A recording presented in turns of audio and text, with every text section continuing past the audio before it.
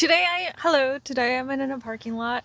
This is the parking lot of where I went on a first date with that guy.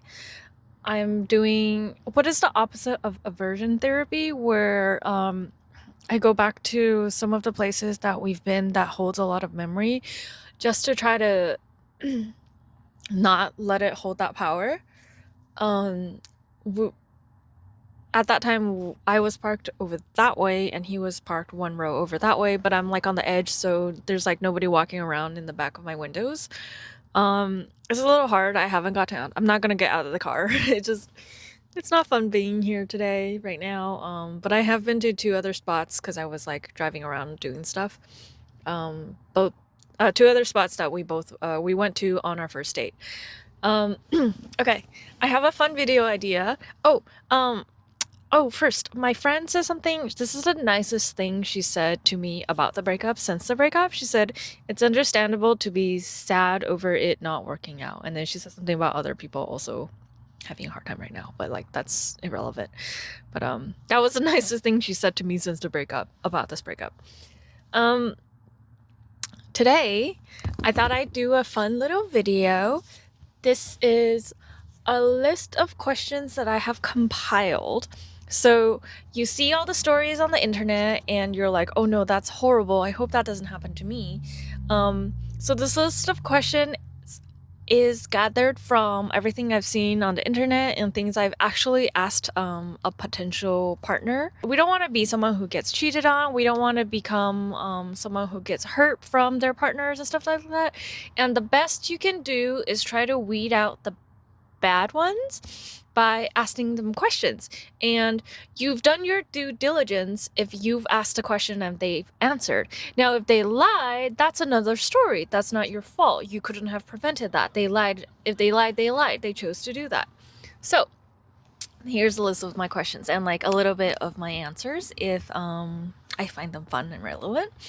The first most important question, and this is all like depending on how serious you are with someone, like before you get serious with someone, these are questions you should ask someone before, like, I guess, fully committing. It could also be part of like the getting to know you part of your first date or whatever. So the first question is, are you dating anyone else? Now, this is very important when you're deciding whether to be exclusive with someone. I also think it's important when you first go out with someone just to get a vague sense of, if their attentions and affections will be split amongst you and other people. It depends on you personally whether or not it bothers you. I personally, once I start dating someone, I do believe in exclusivity. Is also because I don't have the brain power or like the time to split my affections between multiple people. And it's okay if you want that. It's okay if you are that. It's okay if they want that. It's okay if they do that. It's just your personal preference on the answer. And along with that question, are you dating anyone else? Does anyone think they are dating you? Like, I had this guy who decided for us to be friends with benefits. I thought we were dating. He thought we were just doing things. Therefore, that's a yes for that question, but no for the first question. If we start dating, will someone come out of the woodwork to try to cut off my hair? Are you engaged? Are you married? Have you ever been married? Do you have children? These are important to me. I need to know if someone's got a... You see these stories online, and they're probably true if so many people have said them. Like, it could happen here or there. So many people have, like, a whole nother girlfriend, a whole nother fiance, a whole nother family. Like, I need to know these things before I'm like, okay, I choose you to get to know better, like, even better, and, like, to call my partner, or to soft launch, or to hard launch, whatever. These are the important questions. There are other important questions. They're just, some of them are fun. I was watching that back and I totally forgot to say, make sure even if you're not going to be intimate with someone, ask them if they're intimate with anyone else, and ask them if they have any diseases or STDs or anything. It's very important that you don't need to know like everything they've done, but going into a situation with someone whether or not it is safe for you. So it's very important to ask these questions for your own personal health and their health. And of course, always divulge. Even if you're not going to be intimate with someone, they might have something and they are going to give it to you if you get married. These are for me. Do you want to be married and do you want children? Personally, I've always wanted to be married. I've always wanted children. I want two. Very important to ask how many you want. Just like, oh, just one is good. Like the last guy I dated, he said three, and I was like two. But he also said, oh, I understand why you wouldn't want three. You're a middle child of three. But he could have convinced me to have three. My dad recently said to me, like, we had three because the first two were so good. And I'm like, okay. But mostly like my mom was taking care of them and we had grandparents, helping at the time. Takes a village. What is your relationship with your parents? What is your relationship with your siblings, if you have any? My answer to this has changed since the passing of our dog. My mom and I are really close. I talk to her every day. I like hang out with her all the time. But since the passing of her dog, I kind of stay holed up in my room. Same answer for my dad. We kind of stay holed up in our room, kind of like just being sad and alone. Um, Relationship with my dad, it's not as good as it could be. My dad is one of those people who are very firm in their choices and decisions, and there's no leeway, there's no compromise, no anything. He does not give apologies. He doesn't do anything of the sort. He's not no EQ, low EQ, almost no EQ. And that's not pleasant to be around, and therefore he chooses to isolate himself instead of choosing to change or be more accommodating. So it's difficult to be around him. At the end of the day, he's my dad. I love him. He's one of the most important people in my life. But at the beginning of the day, he's not the nicest person to be around. He's a little rude sometimes. Do you have pets? Have you had pets? Do you want pets? And I put have you had pets because my answer used to be yes until, 2 months ago. And it's still yes for the other question. Okay, this is super important to me. What is your conflict resolution / repair style? So I used to be the type of person, so it depends on the argument really, or like the disagreement. The type of person who's like, I want to get it all hashed out right now. I must talk about it right now. I must finish talking about it right now. But I have realized with a lot of my past partners that they might not think as quickly or the same way, or they don't process the way I do. And the best way, which it falls under repair style, personally, in my opinion, to be like, let us take a break. Let's eat real quick. Because at the end of the day, I love you, even though I disagree with you or am mad at you in this moment. So let us eat. Let us both sit in silence. Let's watch something. Let's just like not actively talk about this thing while we are actively internally thinking about this thing. And then when we've both calmed down and eating is so important when you're angry at someone because usually you're chill after you eat. So after we've eaten, after we've formed our thoughts, let's sit down and discuss it, talk about it. And for me, this is such an important repair style. I've had a lot of men storm out because they just want to yell, and I'm like, no, stop yelling. No, no, no, no, no, no, no, no. Which is bad. I shouldn't be saying no, but at the same time, they shouldn't be yelling at me. So I'm just like, la la la la la la. I'm not gonna stop until you stop yelling. And then they're like, fine, then I'm not gonna talk about this. And then they leave, and they never talk about it. And I'm like, we didn't resolve that. And on the same note, I really believe in figuring out what to do in the future if this particular situation ever comes up again. I can't think of any examples right now, but like if you're mad at someone about something, like they did something and you feel slighted or offended or something, talk about it. Talk to them about it. And just be like, I would appreciate next time in the future if you did this, this, this, and I will react this. I'm sorry for reacting this. Like words and sentences and phrases like that really help you heal and what was the word I used? Repair in a relationship. And I've been working on my repair styles so much since the guy that I moved in with in 2020. Like, after him, I really, really, really worked really, really, really hard on my repair styles. But remember, it's a two-way street. If your other person doesn't work with your repair style, it might not work out. And that's something you have to realize and work with, or not work with. Depends on you. Just a quick add-on in terms of arguments and repair styles. I think at a certain speed, and I very much hate it when somebody is still forming their sentence in their brain before they say it.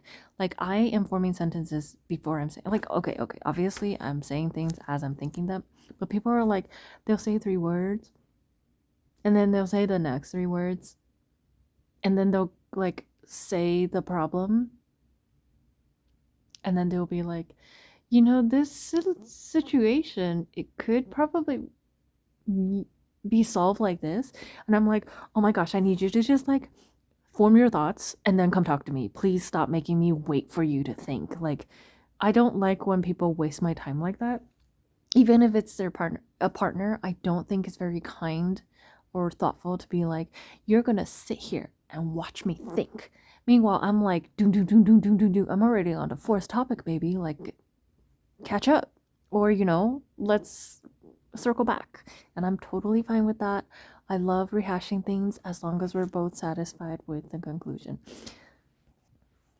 Also, in terms of the script thingy that I was saying, how like, oh, I think blah blah blah, we should blah blah blah. It's also very, very, very important. Even if you don't understand their way of thinking, even if your brain doesn't work that way, I acknowledge that me saying this made you feel blah blah blah. You don't have to say I understand. You should say I acknowledge.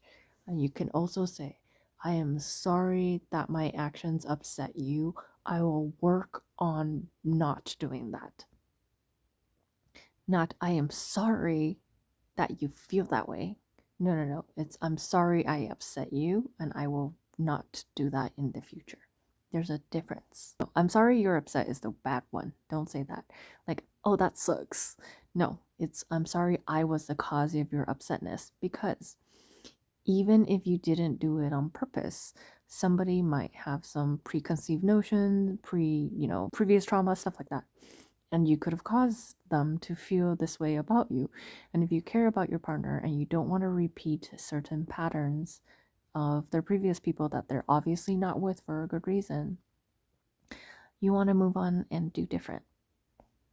Not be better. You do want to be better, but definitely be different. This is a fun thing that I've started asking people, and people, of course, you don't have an answer off the top of your head. I'm gonna try to think of one while I'm saying this because I still haven't thought of one. What are some bad things or red flags you've done in relationships that you no longer do or are working on changing? This is like a fun, it's like an icebreaker, but like a deep question icebreaker.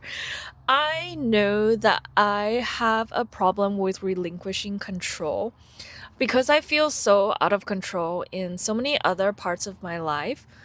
Um, I am sort of definitely a control freak. And like, I grew up, let's talk about mostly after high school. In my college years, my dad, and like my school years, my dad was very out of the country. And in my college years, it was just my mom and me holding down the fort here, with our dog. So in that time, I grew to be a very strong, independent woman. And I am able to take care and do things a lot by myself. I don't need anyone else to do it for me. My mom and I had to learn to do a lot of things instead of like, oh no, put it off and then like tell the man in your life to do it, and then he'll put it off and it'll just never get done and you're just frustrated and everyone's just upset at the end of the day. So, why not just I do it and then it'll be done. So I very much become that person over those very formative years of my life, going from teen to young adult.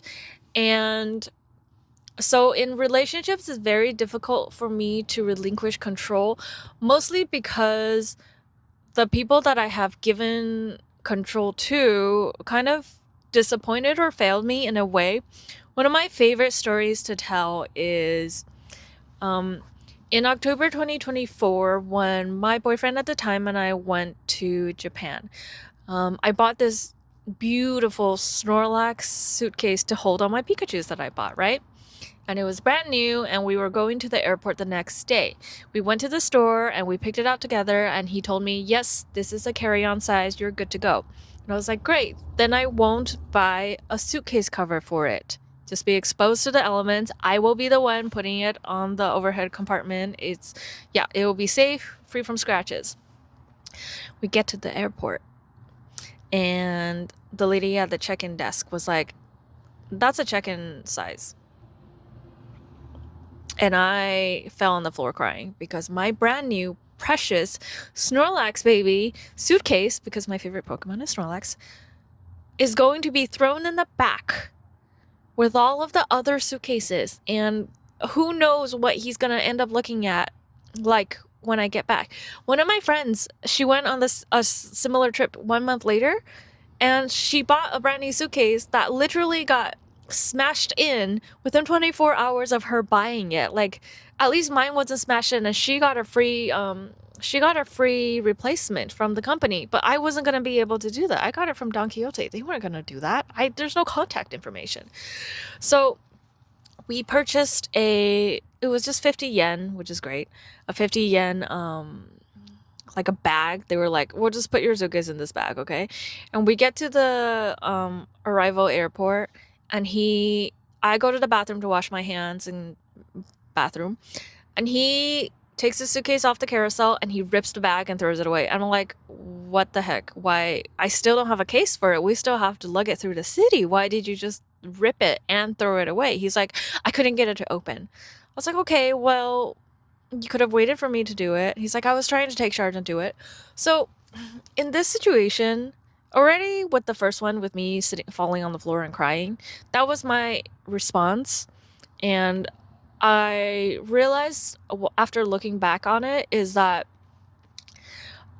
that's on me. I blame myself for his mistake.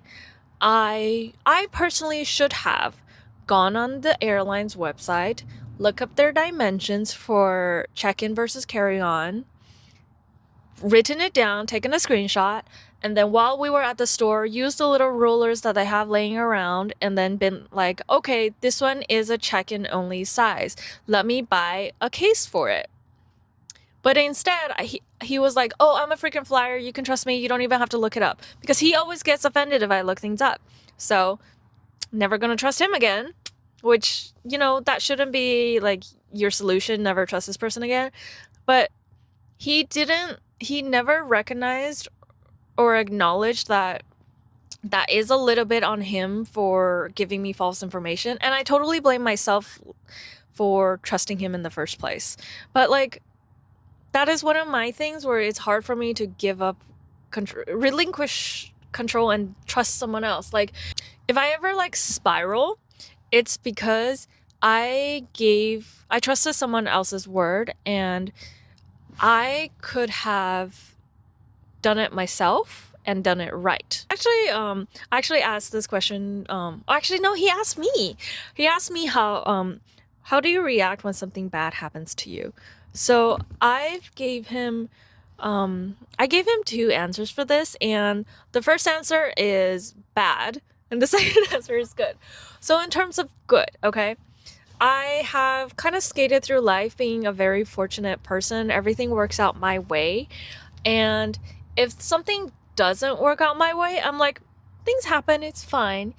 But at the same time, all of these situations, I've done the best that I could, and it is literally out of my hands. It is in God's hands. If it went bad, it's because of something I had no control over. I can plan everything down to a T. I could double check everything, and then it thunderstorms and the plane breaks in half. Knock on wood. Oh my gosh, I did not just say that. But like, that is out of my control. I'm like, it's fine. We'll figure out. They'll compensate us. We'll find another flight. Things like that, right? But like the suitcase situation, I blame myself. So I reacted poorly because I should have done it. I should have checked it. I should have measured it. So I reacted poorly. So that is my answer to that question. So it's like a two-part answer. So usually say the good thing first and then say the bad thing. And then the last one is, what are your love languages to give and to receive? I went over this in my last video. It's the love languages video. And I definitely said in that video, there are 5 love languages. And I personally think everyone has a give and a receive answer. Like, I love to give all 5. I love to receive like 3 out of 5. So those are some questions to ask your future potential partners. Just my personal opinion. If you guys have any like other questions to like weed out the bad ones, let me know. Hi. Oh gosh, you really can't see me. Oh well, I'm sorry about that. This is just a tack on to the end of the video. I just went to karaoke with a friend and her friends, and they were telling me how they've been like going out to like doing this and like meeting guys, and they've been like helping each other by like giving guys the other person's number. And one of the girls that I met tonight, she literally got broken up with like on the same day that I did, but her guy like called after 2 months and was like, oh, I'm sorry, I changed my mind, I feel guilty, I feel bad, blah blah blah. And I'm like, and then she said no, of course, to that. And I'm like, I want the option, because like, at each day, as you're slowly healing and like being by yourself, you slowly understand like, okay, maybe that person, because they've already made this decision that they're not for me. But at the same time, okay, we did Dancing Queen, which is so great. Oh my gosh, everybody was singing along. And then Backstreet Boys. But like with Dancing Queen, there was this group of like, I think they were college guys. They were really cute. They were really tall. They had very blue eyes. And they were all like singing and dancing along with like the girls. And me, I started like backing into a corner. I found a chair and I sat down and like backed into a wall. I am so shy. I get so intimidated. Also, I'm like emotionally not anything right now, like not available for talking or anything. Like, don't even interact with me. But like, they were cute boys. They were just in their 20s, which is like a decade younger than me. But oh my gosh, it was so scary. And the other girls are like, oh, this is fun. Like, it's fun getting some attention. I'm like, no, I don't like attention. No, thank you. But that was nice. It was a good vibe. That's just where I am right now in terms of my emotional state.